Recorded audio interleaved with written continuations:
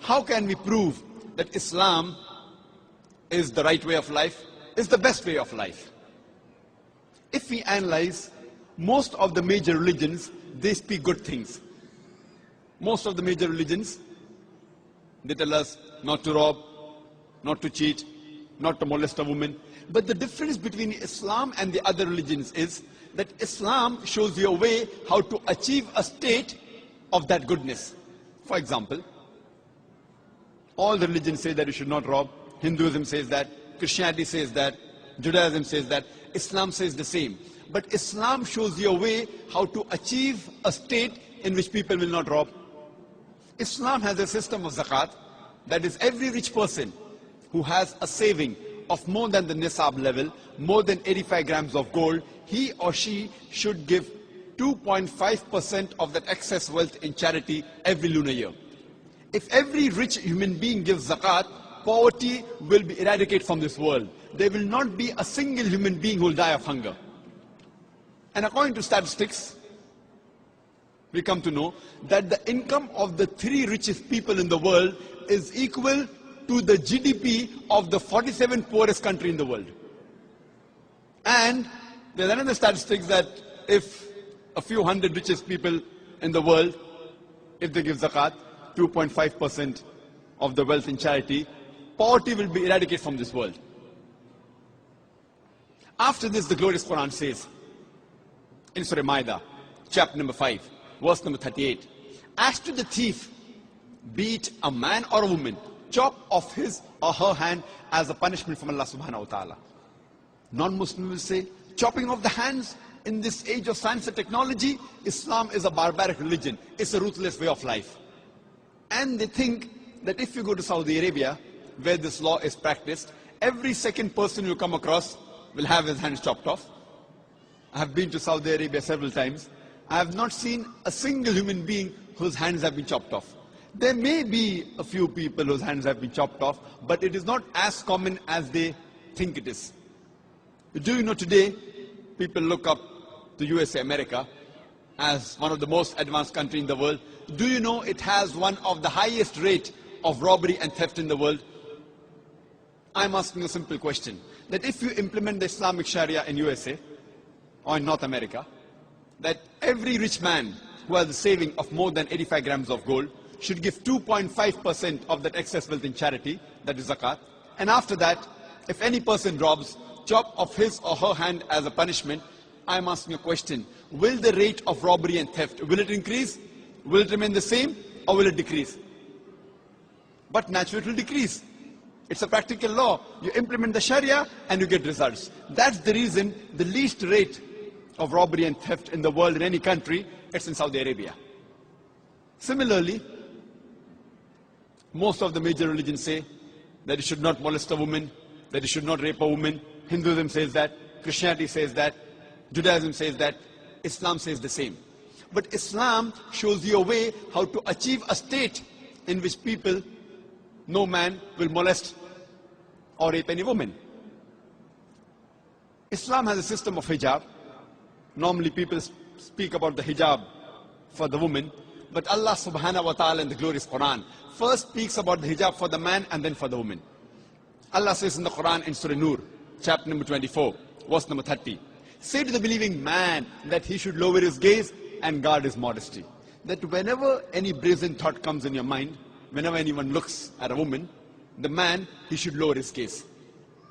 After that, the Quran speaks about the hijab for the woman in Surah Nur, chapter 24, verse number 31, where Allah says, say to the believing woman that she should lower her gaze and guard her modesty, and display not her beauty except what appears ordinary of, and draw her veil, a head covering, over the bosom, and display not her beauty except in front of her husband, her son, her father, and a big list of mahram, the close relatives which she can't marry, is given.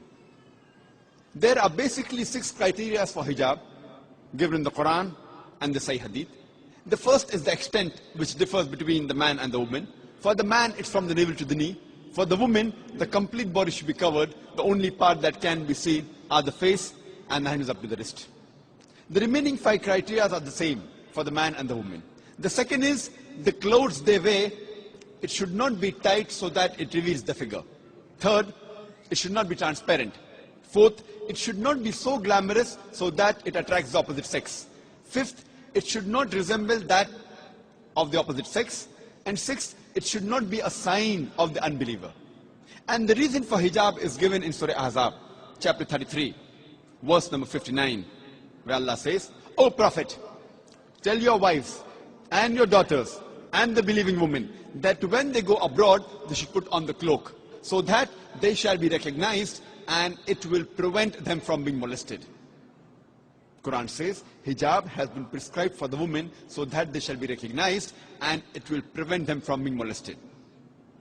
For example, if there are two twin sisters who are very beautiful or equally beautiful, and if they are walking down the streets of Toronto, maybe Yonge Street, and if one twin sister, she is wearing the Islamic hijab, the complete body cover except the face and the hands up to the wrist, and the other twin sister, she is wearing the Western clothes, the mini skirts or short, and if round the corner there is a hooligan, there is a ruffian who's waiting for a catch, who's waiting to tease a girl, which girl will he tease? Will he tease the girl wearing the Islamic hijab, or will he tease the girl wearing the mini skirts or short?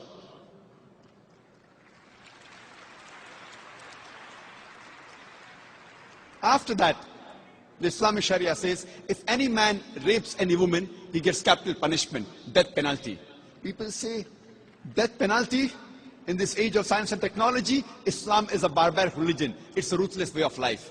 But when I ask this question to thousands of non-Muslims, that God forbid, if someone rapes your mother, rapes your sister, and if you are made the judge, and if the rapist is brought in front of you, what punishment will you give him?